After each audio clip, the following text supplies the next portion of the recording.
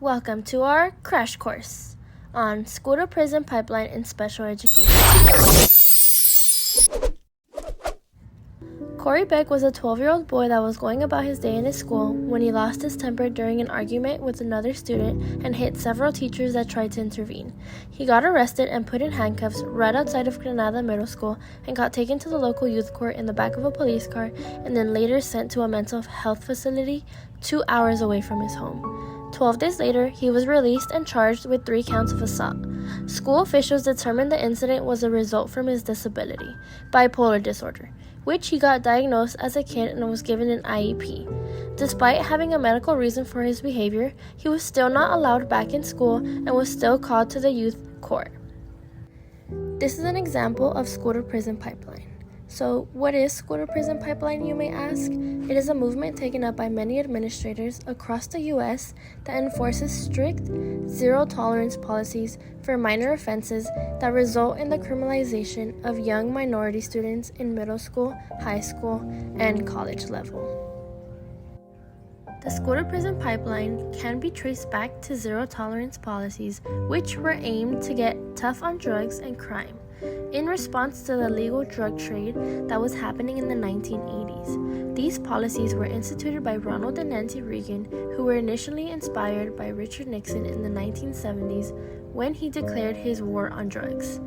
School districts began responding to both drug and school violence issues by adopting zero-tolerance policies that mandated harsh punishments like getting suspended or expelled if any rules were violated, regardless of the circumstances. This included not taking into consideration the individual needs and circumstances of those with disabilities or in special education programs. These type of policies increase the likelihood that students will come into contact with the juvenile and criminal justice system. There isn't just one ethnic group that is being affected by the school to prison pipeline. Students with disabilities and in special education programs are supposed to receive additional support and accommodations, but they are getting disproportionately affected by the pipeline.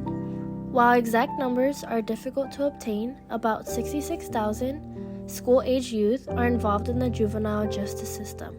It is estimated that 1/3 of those are students identified with a disability under the Individuals with Disabilities Education Act.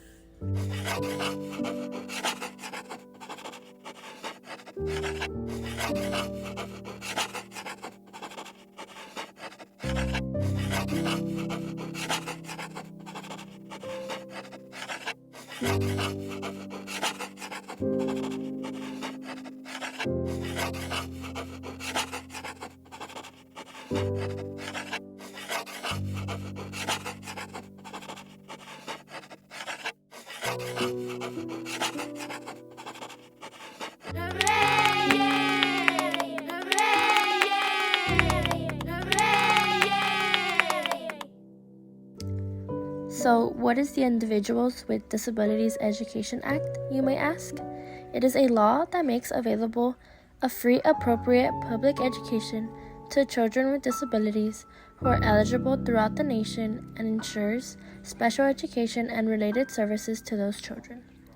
However, in the 1970s, before the IDEA Act, most school personnel were not equipped to deal with students with disabilities who were showing challenging behaviors. As a result, many of the students were denied access to conventional public schools. Half a century later, children with special needs gained access to public schools, but school personnel were still ill-equipped to deal with educating students with disabilities, in particular with those who exhibited challenges. So, why is it important today? The history of the school to prison pipeline in special education is very important to learn in today's world because it sheds light on systemic injustices and inequalities that continue to affect marginalized communities and not just on this marginalized group.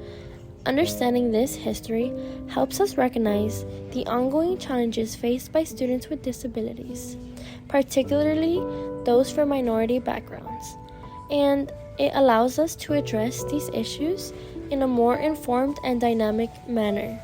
The school to prison pipeline in special education reflects deeply rooted social injustices and disparities in the education and criminal justice systems.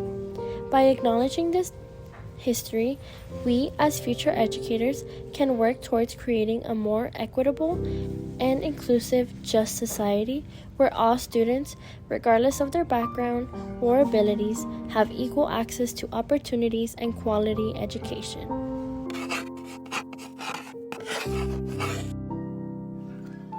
There are several contributing factors that are intertwined with playing a role in the school-to-prison pipeline for students in special education, which push these students out of education and into the criminal justice system. The first factor includes inappropriate disciplinary actions. So, when students with disabilities might show behaviors related to their condition, they could be misinterpreted as disciplinary issues. So instead of being supported, they may face expulsion or suspension as a punishment, even though research shows that such measures aren't effective in changing behavior. The second factor is lack of appropriate services and resources. So some schools lack the necessary resources and qualified personnel to meet the needs of these students with disabilities. Some students may struggle academically and behaviorally without the appropriate accommodations, which leads to frustration and disengagement. The third factor is implicit bias and low expectations. Some students in special education programs face stereotypes and low expectations from educators and peers, which impacts their academic performance and self-esteem. Another factor is transition planning and post-school outcomes. So this is when inadequate transition planning for students in special education as they approach their adulthood can lead to challenges in finding employment, accessing higher education, or being engaged in positive community activities, which increase the risk of involvement in the criminal justice system. There are several tactics on how to address and take steps as educators to address these school inequities to help build a more equitable environment for students in special education.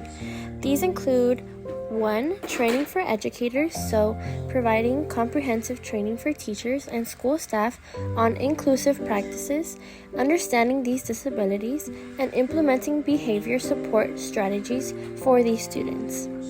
The second is having individualized education plans, so making sure that each student in special education has an effective IEP that addresses their unique needs and includes appropriate accommodations and support. The third one is alternative disciplinary approaches, so implementing restorative justice practices and having positive behavioral interventions, which support and promote positive behavior to create a more supportive learning environment for these students. The fourth one is having family and community involvement, so engage families in these educational processes to create comprehensive support networks for these students. The last one is advocacy and policy change, so we can advocate for policy changes at the local, state, and federal levels to address the systemic issues contributing to this pipeline and promoting equity in education. Thank you.